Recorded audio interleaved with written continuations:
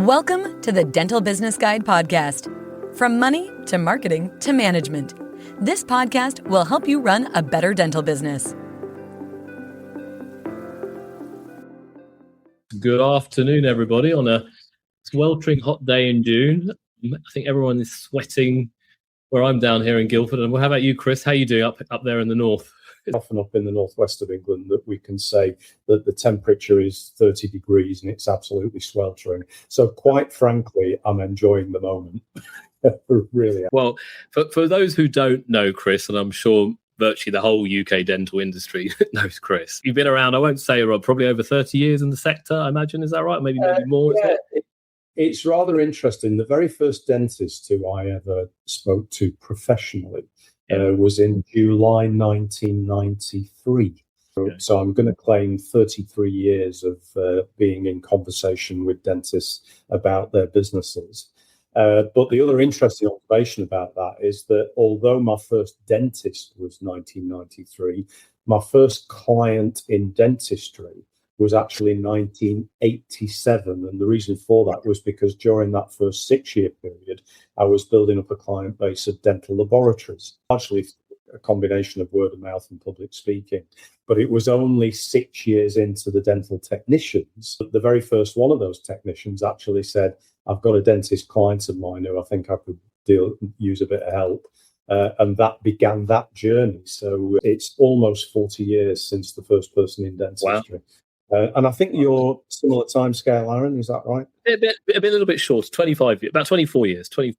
I got dragged into the sector because I married a dentist, okay, and still married, okay, so that's a success, I guess. And she'll come around here hitting me on the head in a minute, but still married, and she still runs her clinic, Samera. And yeah, since that very first client of Samera, then but surely added clients over the years, dotted around.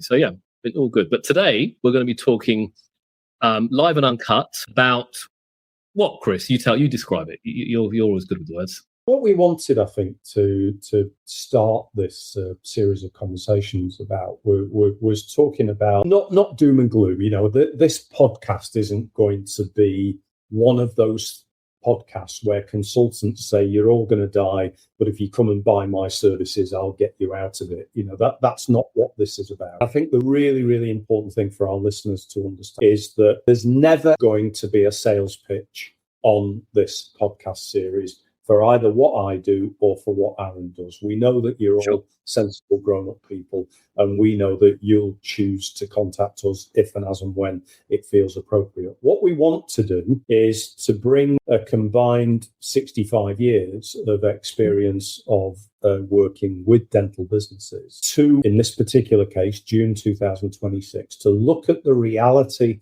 of the landscape in which we're operating at the moment, to have no holds barred in terms of describing the challenges that we're all facing in the marketplace at the moment, and also hopefully for the two of us to share with you some tips and ideas and top tactics that might help us to navigate through that landscape. What I'm going to say before we start is that there has never been a single day in my dental career where the bottle hasn't been both half empty and half full at the same time. And so you can choose which of those bottles you pick up and drink from. So we can spend the next 30 minutes talking about the bottle being half empty. And oh my God, there's white space and it's challenging in the marketplace, and the NHS contract changes are difficult to understand. And corporates are out there doing what corporates do. What are we going to do about it as independent practice owners? That's the half empty conversation. I'm going to come back to some of that in a minute.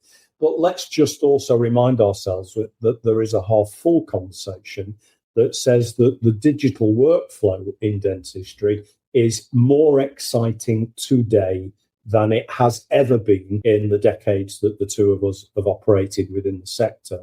And also what I'm going to say, and you know, we're aiming this podcast at independent, owner-managed dental practices, both mixed and private and specialist. We're aiming ourselves at a place in the middle of the market where on one side of the market, we've got corporates.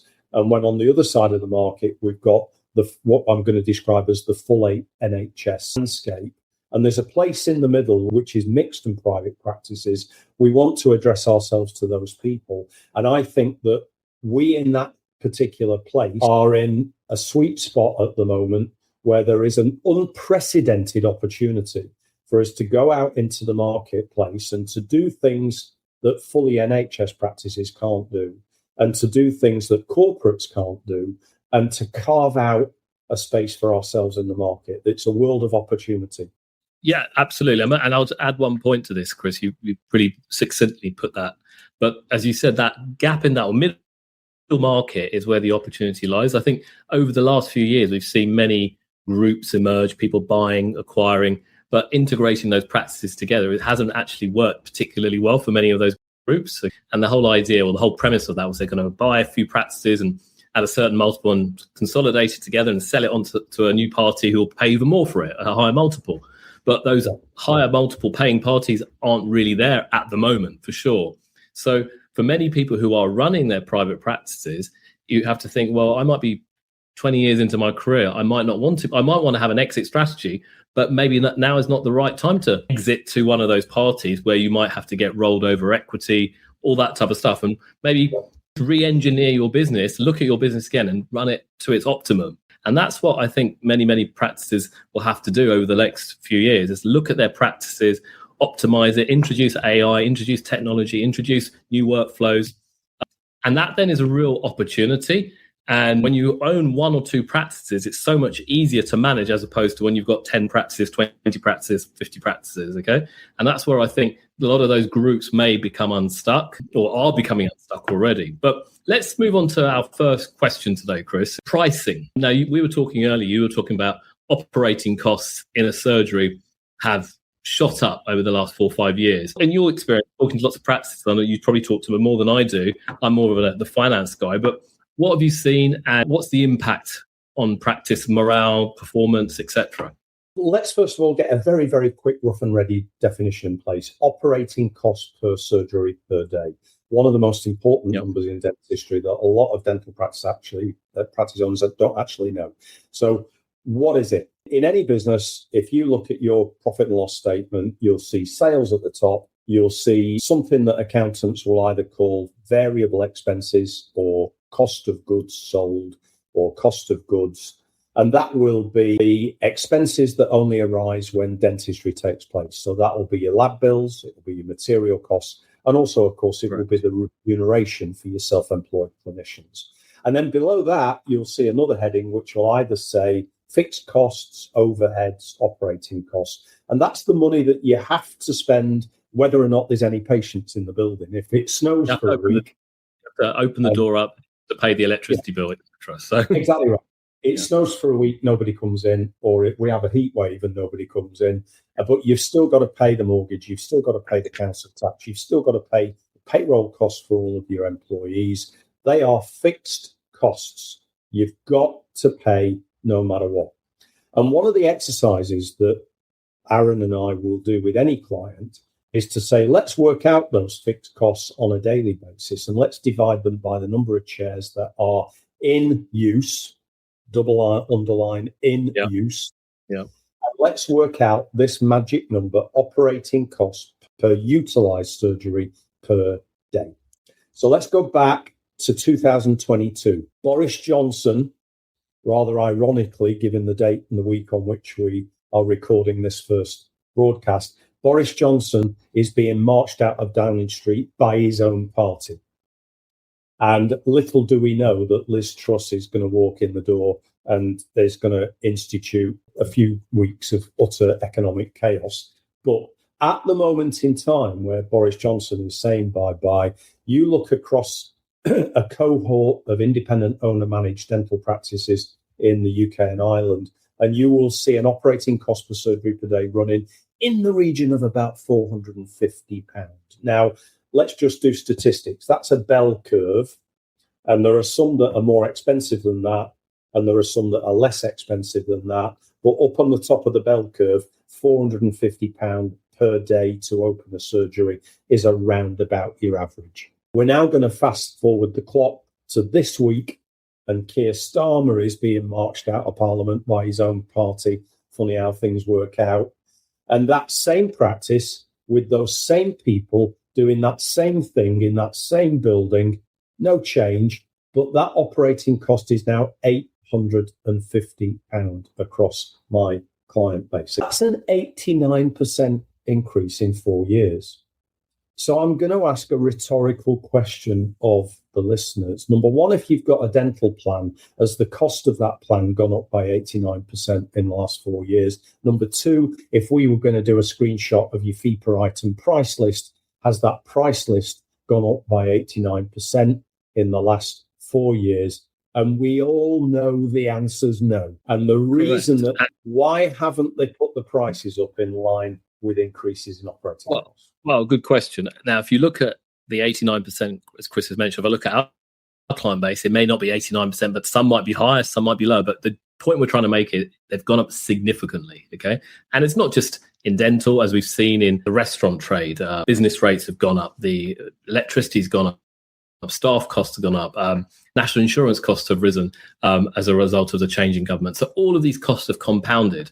Now, to answer your question, why haven't that been reflected in pricing in dental practices? Mainly because of fear, I personally think. I think people are scared. If I put my prices up by 10%, 20%, 30%, 50%, whatever, they worry. Now, I know back in 2022, they were charging, like, say, $2,500 for an implant. The same, they still charge $2,500 for an implant now. And that seems to be the standard price that everyone just charges for an implant, maybe £2,500 to £3,000 as an example.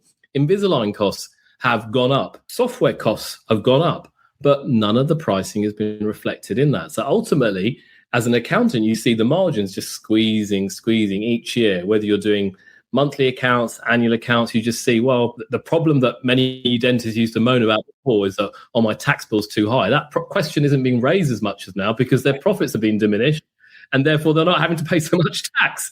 So I guess there's something good in that. But the point I'm trying to make is that it's the fear they have of what will my customers do? What will they say? Now, I was in London last night on a Monday, okay, in a pub in Soho. It was rammed. To buy a pint of Guinness, I think it was £10.50 or something like that from memory. Back in 2022, I think the average price of a Guinness was around £4. So yet this pub, a very average pub in Soho, but packed, okay, it was hot weather, people want to get a drink. But what I'm trying to say is that people still have that demand. People want to go. People want to do these things. And if they're getting good service, getting good experiences, they'll come and go and enjoy those things, whether it's going to a pub, whether it's going to a restaurant, or whether it's going to go and see their dentist to get their teeth done and look after their health. Because ultimately, that's what dentistry is about, is looking after your well-being and your health for the long term. So the point I want to make here is that you shouldn't be scared to raise your fees. It's an opportunity, as Chris outlined right at the beginning, it's an opportunity to offer new services. And therefore, you can then, if you raise your fees, you can then invest in other things in your team, in your environment, in your products, whatever you want to do in your clinic. And I think if you can overcome that fear factor, and you don't have to raise them all in 89% in one go, far from it. You might just do 10% here, 20% on one service. Look at your different product lines. And if you use something like Dentally or Software of Excellence, you can run your whole fee items, and some things you might put up by 50%, and some things you might put up by 10%. A great example would be X-rays, little bite wing X-rays. You might be charging 10 quid a bite wing X-ray, but if you put them up to 14 quid, that's a 40% increase. But think about how many bite wing X-rays you do a year. Probably thousands, okay? £4 on thousands of bite wing X-rays is a lot of margin. So that's what you need to start thinking, breaking it down granularly to then think, what can I put up and what can I do and how can I do it to overcome that fear and to actually do it? One of the things that I talk to my clients about is prices which are sensitive and non-sensitive. And so sensitive price would be the cost of a dental health review or checkup or whatever it is you want to call it, because people remember what they paid 6 months ago. Correct. Sensitive price is a fee per item hygiene visit because I remember what I paid 6 months ago. Sensitive is my dental plan. And of course, one of the particular challenges with a dental plan is that there's often a contractual obligation only to review that price once a year. And the reality, again, is that the fear factor steps into the plan pricing because they think, oh, my God, we're already running at 25 quid a month. We don't want to put it up by 20% because if we do a 20% price increase, all the plan members are going to leave. Now, there's no evidence to support that fear. In fact, the real evidence, and it's hard and concrete evidence, is that during 2020, when we had lockdown and when we had the return to work period, if you look across the plan providers, there was nearly 97% loyalty from plan members who carried on paying all the way through lockdown and also carried on paying all the way through the return to work phase, even though there may have been a delay in getting them back in line with their review system. And there are two more sensitive prices that I want to talk about. Invisalign is a sensitive price because it's the world's latest globally commoditized product. And every Tom, Dick, and Harry knows what the price of Invisalign because they're bombarded with Facebook and Instagram advertising all day long. And of course, the price of a single restored implant is sensitive because, again, there's a lot of internet marketing that goes on that promotes prices within that particular commodity because dental implants have become a commoditized price. But as we said earlier on, there are individual items of treatment and there are also individual treatment plans. And an individual item of treatment, the last time I had a crown replaced was a number of years ago. And so I don't remember what I paid for it. And also, if a dentist is putting a bespoke treatment plan together for me, which involves multiple treatment modalities, that's my treatment plan. And I'm not comparing it with the guy down the road who had another treatment plan for a completely different modality. So what you've got to do is you've got to really get savvy and think about sensitive and non-sensitive prices. And as you say quite rightly, Aaron, think about where you can implement higher increases into non-sensitive pricing areas within your practice because they accumulate like a snowball. And the more you do of it, the better it's going to get. So what we end up with is two ways of pricing. There's emotional pricing. Look at what everybody else in the postcode is charging and think about your own fear factor. Scientific pricing, which is open up an Excel spreadsheet, and people like you and I have got plenty of templates that we can share with people and conduct a forensic analysis of the operating costs of your business. Transfer that into a spreadsheet that can spew out even faster nowadays with the help of AI generated systems to give you a scientific price list.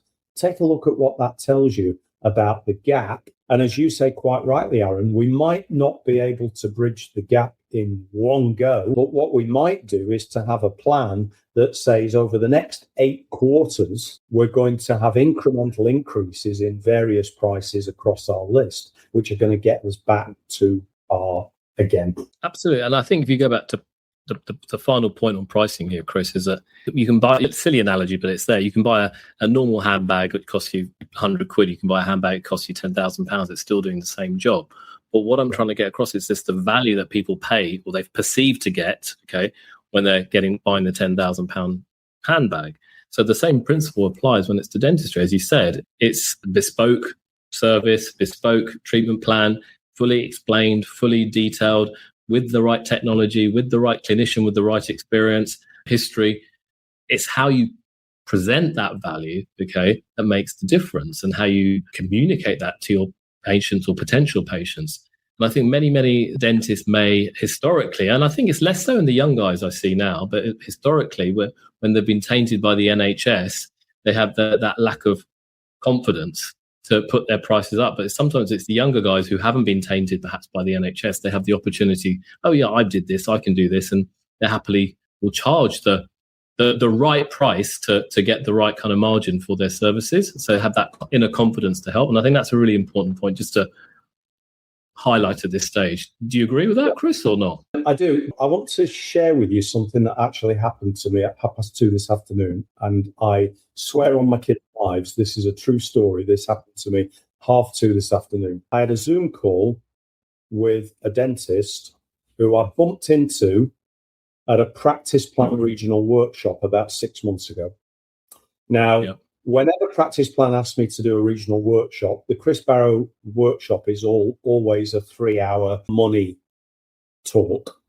And what I mean by that is that it's a 3-hour presentation, which is very much based around this kind of area that we're talking about, which is understanding the numbers within your own practice and making sure that not only is your pricing right, but also that the productivity of your individual clinicians is right as well. And we'll undoubtedly on this podcast series, we'll cover other aspects of that, because we need to talk about remuneration for self-employed clinicians. We need to talk about clinician productivity and profitability, and we're going to go there. But I spoke to this dentist at 2:30 today, and as I always do with a call like that, how can I help? Let's call him John, because that's not his name.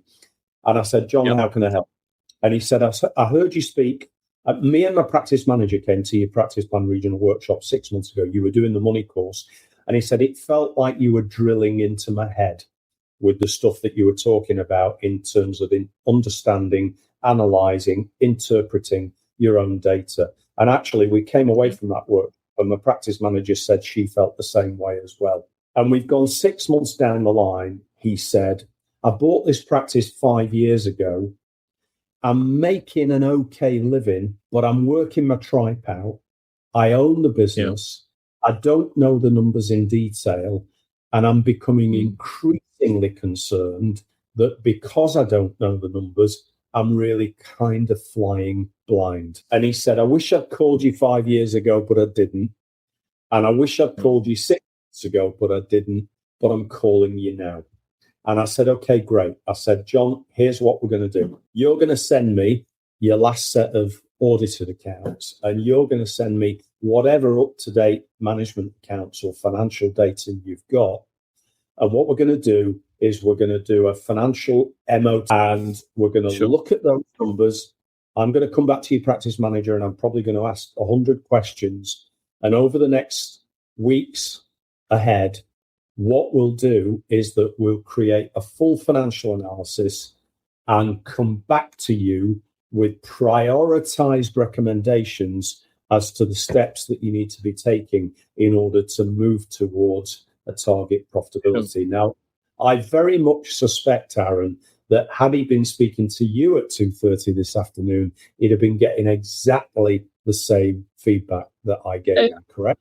Absolutely. And that John is a common person I talk to on a regular basis, my team talks to, where they're flying blind. And you could fly blind as a dentist maybe 5 years ago. It was quite easy to. It was easy to. The margins were big enough. The money coming in was good. Today, if you're flying blind, you are potentially digging your hole further and deeper and deeper. And when I have clients now who they do their annual accounts, they have no idea if they've made money or not made money in the year, how much tax they got to pay. And this kind of goes on to the other question we were going to talk about. But the point I'm trying to make is that you have got to have visibility of your numbers month by month, okay? Or worst case scenario, quarter by quarter. But I still think the vast majority of dental practices across the UK just still do annual sets of accounts. They don't have them quarterly, let alone monthly, okay? And I think that's a big gap. And in the good times, that was fine. But in these current times, you really need to be on it, as you just highlighted, Chris, because you will then be able to make adjustments, change pricing, change costs, cut costs, make better decisions on the performance of the business. And that is something that it was all too easy for dentists to make money historically. It's a very different game now. Do you agree? We're recording this podcast the day after Keir Starmer resigned. We're moving into a period now of uncertainty.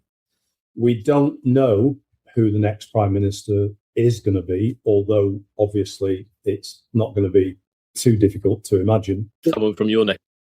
But we certainly don't know who the next Chancellor is going to be. And we certainly don't know what the economic policy of the government is going to be going forward. But it's a reasonable bet that it's going to be a challenging economic period for all of us. And that all of us means our patients, all of us means our self-employed clinicians, it means our salaried team members, and it means us as owners of our own businesses. And so flying blind, winging it is not an option in June 2026.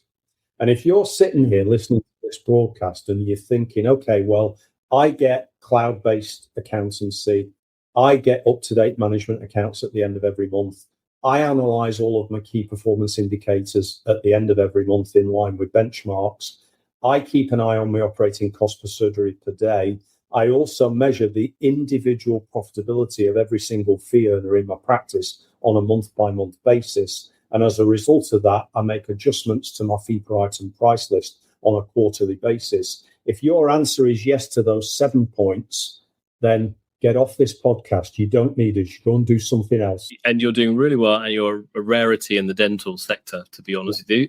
Good luck to you.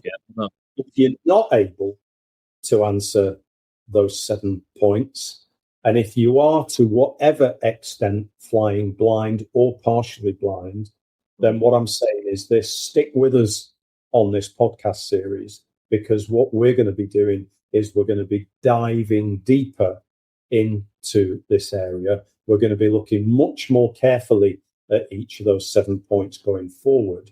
And we're going to be sharing with you what we believe are real-time, contemporary tips and tactics and strategies in order to make sure that, number one, you are measuring those numbers, but also, of course, what to do, because it's all very well measuring the numbers, but when the numbers tell you that you're not running profitably, what do we do next?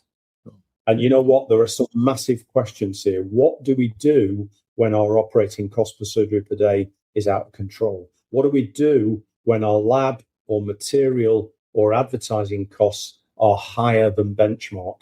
We're out of control with it. And most importantly of all, what do we do when we analyze the individual profitability and productivity of our self-employed fee earners, and we suddenly realize that the reason that why we as an owner are working our tripe out, trying to deliver as much dentistry as we possibly can, is because we've got other self-employed clinicians in the building who are doing the best, but we're losing money.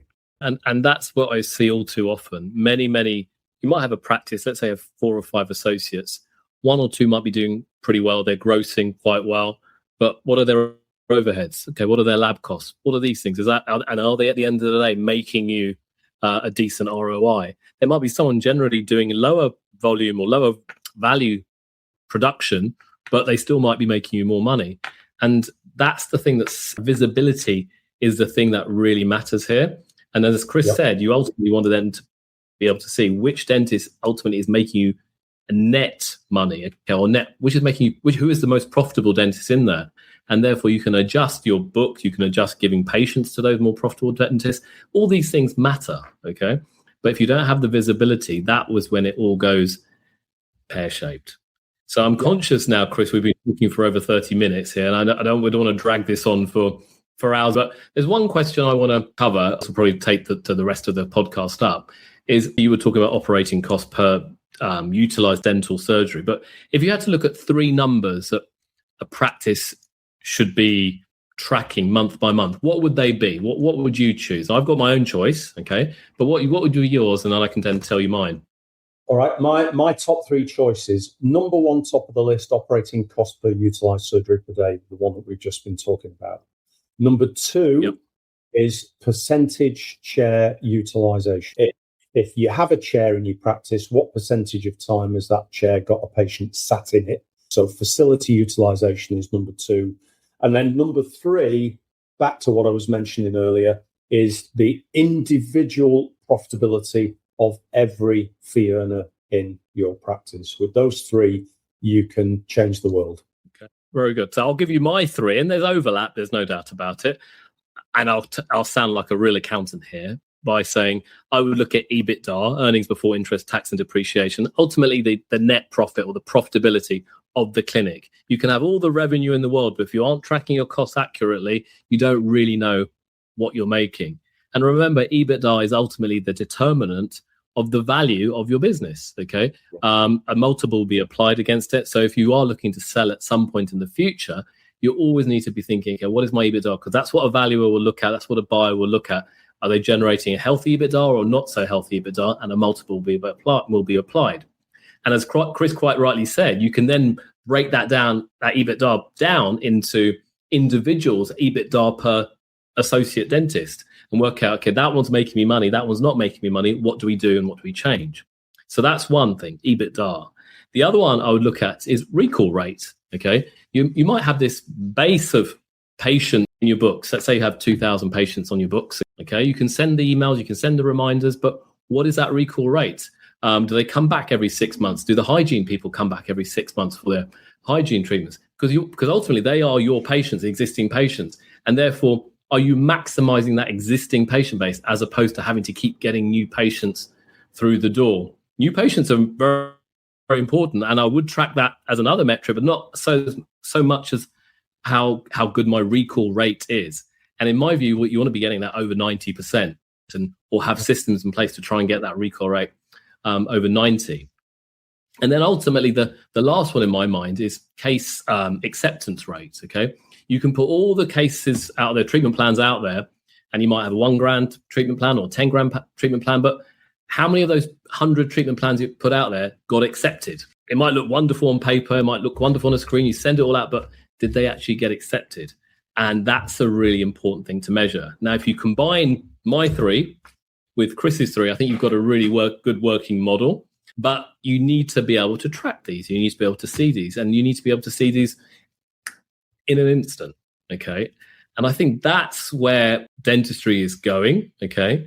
The technology historically hasn't allowed people to do that, but I think that's emerging, and various systems are coming together that will allow people to do this. And it's an exciting time in dentistry, as Chris highlighted right at the beginning. Yes, there are threats. Yes, there are problems. Yes, the economic conditions, new prime minister, all these things are happening there. But if you embrace and understand the numbers, I think that will help you tell your own story and drive your own story forward. And that's the exciting time, I personally think, that's there in dentistry going forward. We're always going to have a tumultuous time, I think, over the next 10 years. I think dentistry's been like that for a number of years. I think our political environment will be like this for the next few years. Currently, we're getting a new prime minister. I don't know how long he or she will last until the next. So you've got to be able to drive your own business through this whilst we're navigating these uncharted times. 3 numbers of Chris, I think that would be a good thing for you to cover. Any further thoughts on that, Chris? Not for now. I think what I want to say to our listeners is, as we've explained, this is the first of a brand new series. In a sense, we're kind of taking a punt on putting this out there and saying, listen, what we want to do is the 2 of us want to come back on a regular basis from the perspective of accountancy and business development advice. There'll be no teeth and gums on this series. Sorry for all the geeky dentists. Right. But what is going to be in this series is a lot of very straight talking business advice, because our hope is to help you to grow businesses that can survive and prosper through whatever challenges that we have ahead. And we're making a promise to ourselves that we're not going to be diplomatic. We're not going to pull any punches. We are going to be respectful and polite and courteous, both to each other and to the people that we talk about as well. We want straight talking on finance. That's where we're going with this thing. So if you've enjoyed it, look out for future episodes. If you've enjoyed it and you're seeing this on anything like a social media post, share it with other people, and maybe just a word to say, hey, let's keep tabs on what these 2 are up to, and stay with them. And by the way, we will be creating environments in which you can ask us questions either before, during, or after these calls. And so we hope as we begin to build our community, we'll get more of those questions flowing as well. So that's me done. Final word, Aaron, to you. Thank you, Chris. I think it's been a great first episode.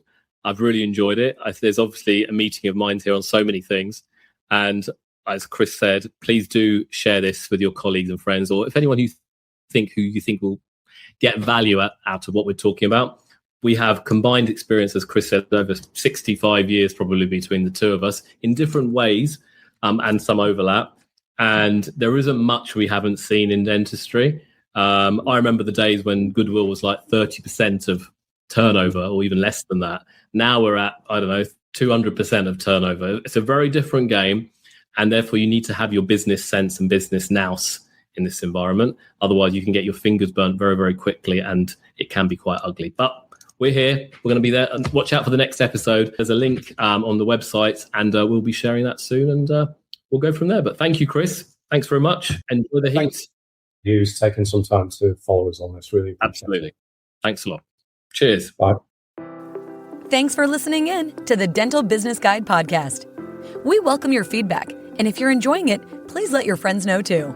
Until the next time on the Dental Business Guide podcast.